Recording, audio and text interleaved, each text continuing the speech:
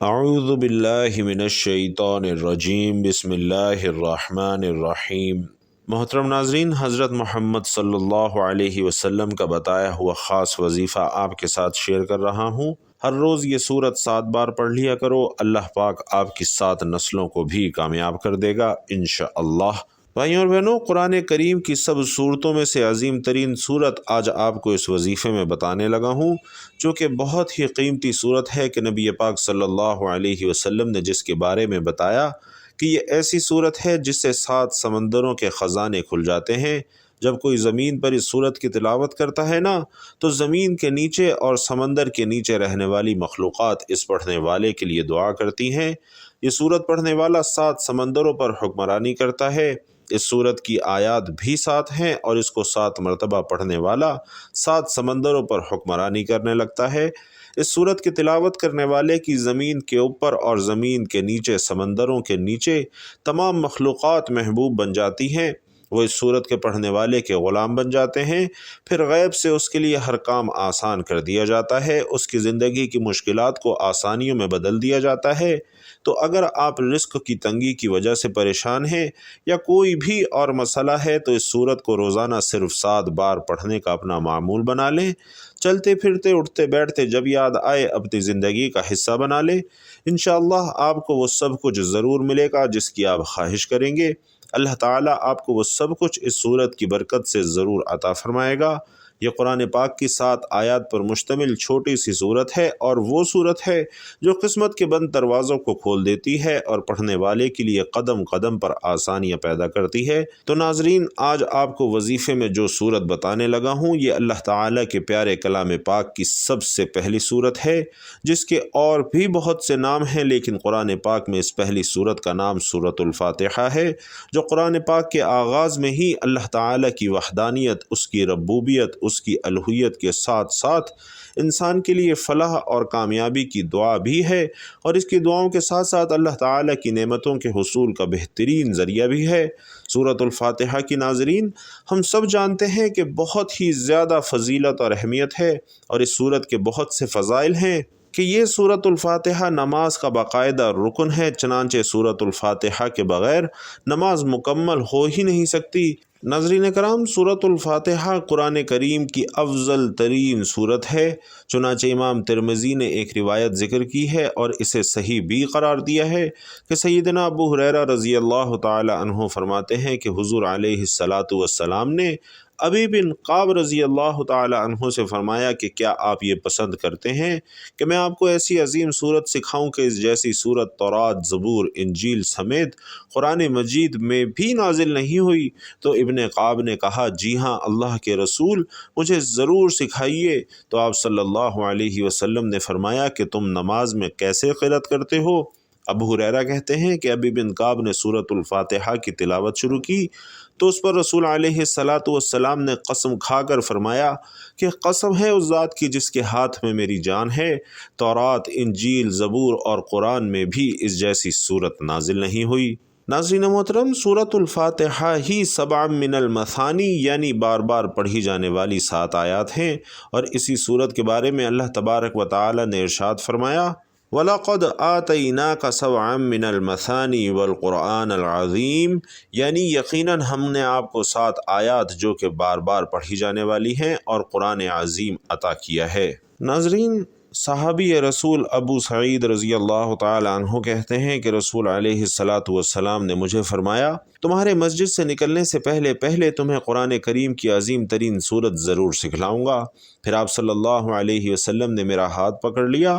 پھر جب مسجد سے نکلنے کا ارادہ فرمایا تو میں نے عرض کیا کہ اللہ کے رسول، آپ نے فرمایا تھا کہ میں تمہارے مسجد سے نکلنے سے پہلے قرآن کریم کی عظیم صورت ضرور سکھلاؤں گا۔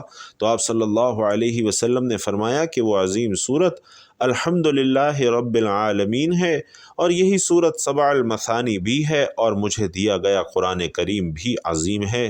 ناظرین، حافظ ابن حجر رحمۃ اللہ علیہ کہتے ہیں کہ سورۃ الفاتحہ کے 7 من المثانی، اس نام کی وجہ تسمیہ کے بارے میں اختلاف ہے، تو بعض وجہ تسمیہ کے بارے میں کہتے ہیں کہ یہ نام ہر رکعت میں پڑھے جانے کی وجہ سے ہے، بعض کہتے ہیں کہ سورت کے ذریعے اللہ تعالیٰ کی ثنا بیان کی جاتی ہے، جبکہ بعض کہتے ہیں کہ یہ اس امت کے لیے استثنائی صورت ہے، اس امت سے قبل کسی کو یہ صورت عطا نہیں کی گئی۔ ناظرین، اس صورت میں اللہ تبارک و تعالی کی حمد و ثنا اور بزرگی بیان کرنے کو بارگاہ الہی میں وسیلہ بنایا گیا ہے، اسی طرح اللہ کے سامنے اللہ کی الوہیت وحدانیت کو وسیلہ بنا کر سب سے اہم ترین سوال اور کامل ترین مرغوب چیز مانگی گئی ہے، اور وہ ہے ہدایت۔ سورۃ الفاتحہ مختصر سی صورت ہونے کے باوجود توحید کی تینوں اقسام یعنی توحید ربوبیت، توحید الوہیت اور توحید اسماء و صفات پر مشتمل ہے۔ سورۃ الفاتحہ میں قلبی اور بدنی دونوں قسم کی شفا موجود ہے، جیسا کہ ابن قیم رحمۃ اللہ علیہ کہتے ہیں کہ سورۃ الفاتحہ میں قلبی شفا بڑے ہی کامل انداز میں موجود ہے، کیونکہ قلبی بیماریوں کا دار و مدار دو بنیادوں پر ہوتا ہے، ایک علم فاسد ہو اور دوسرا ارادہ فاسد ہو، اور ان دونوں بنیادوں پر دو مہلک نتیجے برآمد ہوتے ہیں، یعنی گمراہی اور غضب۔ چنانچہ گمراہی فاسد علم کا نتیجہ ہوتی ہے، جبکہ غضب فاسد ارادے کا نتیجہ ہوتا ہے، اور یہی دونوں بیماریاں تمام قلبی بیماریوں کا نچوڑ بھی ہیں۔ اب صراط مستقیم کا مل جانا گمراہی کی بیماری سے شفا ہے، یہی وجہ ہے کہ اللہ تعالیٰ سے ہدایت مانگنا ہر بندے پر سب سے بڑا فریضہ ہے، اور یہ فریضہ اللہ تعالیٰ نے ہر دن اور رات کی سب نمازوں میں فرض قرار دیا ہے، کیونکہ انسان کو ہدایت کی ہر معاملے میں بہت زیادہ ضرورت ہوتی ہے۔ نیز یہ ایسی دعا ہے کہ اس دعا کا کوئی اور متبادل بھی نہیں ہے۔ ایاک نعبد و ایاک نستعین کو علمی، عملی، ماحول اور معرفت ہر اعتبار سے عملی جامہ پہنانے قلبی اور ارادی خرابیوں سے نجات ملتی ہے، جبکہ اس صورت میں بدنی شفا بھی موجود ہے۔ ہم اس کے لیے حدیث میں مذکور بدنی شفا کا تذکرہ کرتے ہیں، اور اسی طرح طبی قواعد اور مشاہداتی تجربات کو بھی بیان کرتے ہیں۔ حدیث میں ہے، ابو سعید خدری رضی اللہ تعالی عنہ سے بیان کرتے ہیں کہ نبی کریم صلی اللہ علیہ وسلم کے چند صحابہ کرام عرب کے کسی قبیلے کے قریب سے گزرے اور سورۃ الفاتحہ کے ذریعے دم کرنے کی مکمل روایت بیان کی، پھر کہا کہ اس حدیث میں آیا ہے کہ بچھو کے کاٹے ہوئے مریض کو سورۃ الفاتحہ سے شفا ملی اور دوا کی ضرورت ہی نہ رہی، بلکہ سورۃ الفاتحہ کا اثر وہاں بھی ہوا جہاں کوئی دوا اثر بھی نہیں کرتی۔ یہاں یہ بھی واضح رہے کہ جس شخص کو دم کیا گیا تھا وہ دم کے قابل نہیں تھا، یا تو اس لیے کہ وہ قبیلہ ہی مسلمان نہیں تھا، یا پھر اس لیے کہ وہ قبیلے والے کنجوس اور بخیل تھے۔ تو اگر دم کے قابل شخص کو دم کیا جائے تو پھر کتنے ہی خوبصورت نتائج برآمد ہوں گے۔ ابن قیم رحمۃ اللہ علیہ مزید لکھتے ہیں کہ مجھے طواف وغیرہ کے دوران بسا اوقات ایسا شدید درد اٹھتا کہ میں حرکت بھی نہ کر سکتا، تو میں ایسی کیفیت میں فوری طور پر سورۃ الفاتحہ پڑھ کر درد والی جگہ پر ہاتھ پھیرتا تو درد ایسے رفو ہو جاتا تھا جیسے تھا ہی نہیں، اور میں نے اس چیز کا مشاہداتی تجربہ کئی بار کیا ہے۔ اسی طرح زمزم کا پیالہ بھر کر اس پر سورۃ الفاتحہ پڑھ کر پیتا تو مجھے بہت فائدہ اور توانائی حاصل ہوتی کہ کسی دوا سے اتنی نہ ملتی تھی۔ ناظرین، سورۃ الفاتحہ میں تمام مذاہب باطلہ اور فرقوں کا رد ہے، اسی طرح اس امت کے تمام بدعتی گروہوں کی گمراہی کا بھی رد ہے، اور اس بات کی وضاحت مفصل اور مجمل دونوں طریقوں سے ممکن ہے، وہ اس طرح کہ صراط مستقیم میں معرفت حق اور حق کی بالادستی سمیت ہر مقام پر حق کی ترجیح، حق سے محبت، حق کے لیے اطاعت، حق کی دعوت اور حسب استطاعت دشمنان حق کے خلاف جہاد، سب چیزیں شامل ہیں، اور حق وہی ہے جو رسول علیہ الصلاۃ والسلام اور آپ کے صحابہ کرام کا طریقہ تھا۔ اسی طرح اسماء و صفات باری تعالی، توحید امر و نہی سمیت جنت اور جہنم کے بارے میں جو بھی علمی اور عملی طور پر صحابہ کرام سے منقول ہے سب حق ہے۔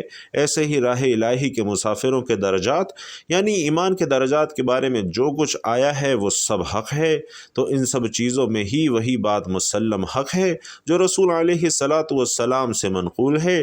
لوگوں کے ذاتی اقوال، کیفیات، احوال، اخبار اور اصطلاحات حق میں شامل نہیں۔ सूरतुल फातिहा में साबका तमाम आसमानी किताबों की तालीमात मौजूद हैं और सूरतुल फातिहा में बेहतरीन दुआएं हैं।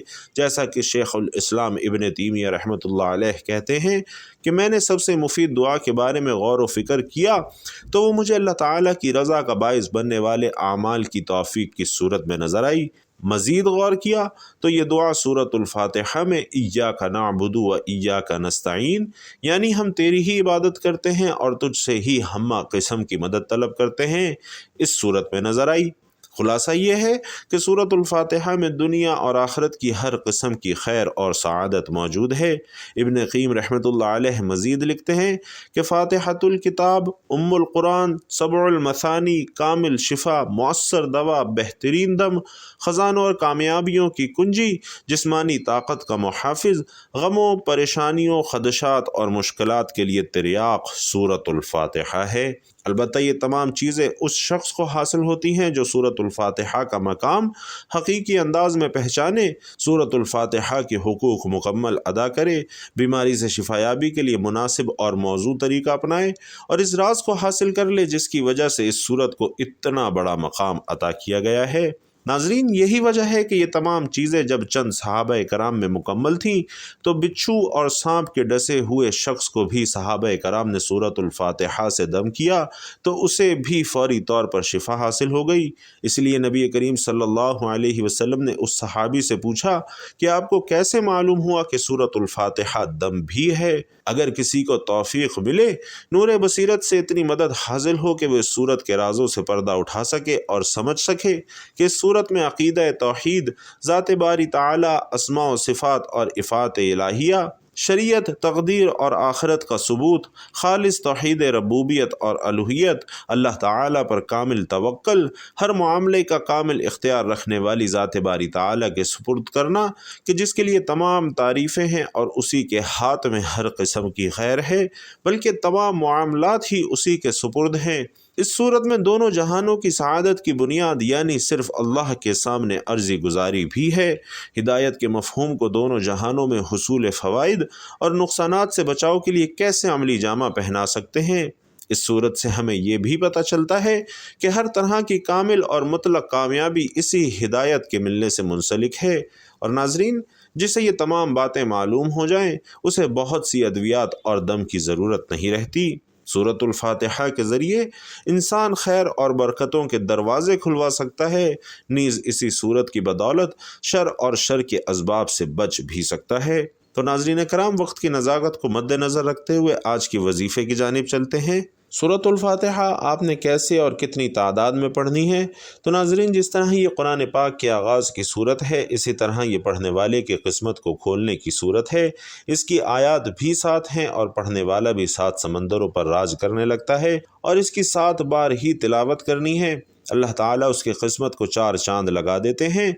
वो दिन दुगनी रात चुगनी तरक्की करता है, उसकी तमाम तर परेशानियां दूर कर दी जाती हैं, उसके रिस्क में बरकत और वसअत कर दी जाती है और उसको हिदायत के रास्ते पर डाल दिया जाता है। अल्लाह ताला इस सूरत की तिलावत करने वाले से राज़ी और खुश हो जाता है और जिससे रब की ज़ात राज़ी हो जाए, इसके दुनिया और आखिरत दोनों संवर जाते हैं, उसके हर काम के वारे न्यारे हो जाते हैं। वो जिस काम में भी हाथ डालता है कामयाबी मिलती है। दुनिया में कदम कदम पर कामयाबी उसके कदम चूमती है। वो किसी काम में रुसवा नहीं होता और अल्लाह अपने बंदे को कभी मायूस नहीं करता। इसकी तिलावत करने वाले के लिए अल्लाह ताला अपनी नेमतें वसी कर देता है। तो नाजरीन, ये वजीफ़ा आप किसी भी वक्त पढ़ सकते हैं। दिन में कोई एक वक्त मुकर्रर कर लें और इसको रोज़ाना पढ़ने का मामूल बना लें। बहुत ही प्यारी सूरत आपने 7 मरतबा पढ़नी है, लेकिन वजीफ़ा शुरू करने से पहले आपने हुजूर पाक सल्लल्लाहु अलैहि वसल्लम की ज़ात अक़दस पर दुरूद पाक का नजराना पेश करना है और दुरूद पाक पढ़ने के बाद आपने 7 मरतबा सूरतुल फातिहा की तिलावत करनी है और 7 मरतबा सूरतुल फातिहा की तिलावत करने के बाद آپ نے اللہ تعالیٰ سے توبہ اور استغفار کرنی ہے تاکہ آپ کے گناہوں کی معافی بھی ہو جائے، اور اس کے بعد دل سے سچی توبہ کر کے اللہ سے خوب دعائیں مانگنی ہیں۔ انشاءاللہ اللہ آپ کی تمام دعائیں قبول فرمائے گا، آپ کی تمام جائز حاجات کو پورا فرمائے گا، آپ کے لیے انشاءاللہ کامیابیوں کے دروازے کھول دے گا۔ آپ زمین پر اور زمین کے نیچے، سمندروں اور سمندروں کے نیچے تمام مخلوقات پر حکمرانی کرنے لگیں گے۔ تمام مخلوقات آپ کی گرویدہ ہو جائیں گی، انشاءاللہ آپ سے محبت کرنے لگیں گی، اور ساتھ ہی ساتھ آپ کے رزق کی تمام پریشانیاں بھی دور ہو جائیں گی۔ 7 مرتبہ استغفار اور 7 بار یا رزاقو یا وہابو پڑھنے کے بعد آپ نے آخر میں پھر سے درود پاک پڑھنا ہے، اور اس طرح سے یہ وظیفہ مکمل کر لینا ہے۔ نہایت ہی آسان اور مجرب وظیفہ ہے، آپ نے اس کو روزانہ کی بنیاد پر پڑھنے کا معمول بنانا ہے، کیونکہ یہ معمول انشاءاللہ آپ کی 7 نسلوں کو سنوار دے گا، اور آپ کی نسلوں کی نسلیں انشاءاللہ خوشحال اور آباد رہیں گی۔ اور ناظرین، آپ نے اللہ تعالیٰ پر یقین رکھنا ہے، اور مکمل یقین کے ساتھ ہی آپ نے روزانہ یہ عمل کرنا ہے۔ اللہ تعالیٰ آپ کے معاملات میں انشاءاللہ آسانی پیدا کرے گا، آپ کے رزق میں بھی برکت ہوگی، اور رزق اللہ تعالیٰ کی ایسی نعمت ہے جس کی تقسیم کا اختیار بھی اللہ نے اپنے پاس ہی رکھا ہوا ہے۔ تو اللہ پاک سے دعا ہے کہ ہم سب کے تمام مسائل کو دور فرمائے، ہم سب کی تمام دیرینہ جائز خواہشات پوری فرمائے، مجھے اور آپ کو ثابت قدمی کے ساتھ اپنے دین پر استقامت نصیب فرمائے، آمین یا رب العالمین۔ اور ناظرین کرام، آخر میں آپ سے گزارش کروں گا کہ کمنٹ باکس میں 1 مرتبہ سبحان اللہ ضرور لکھتے جائیے گا۔ اللہ تعالیٰ آپ سب کا حامی و ناصر ہو، آمین۔ السلام علیکم ورحمۃ اللہ وبرکاتہ۔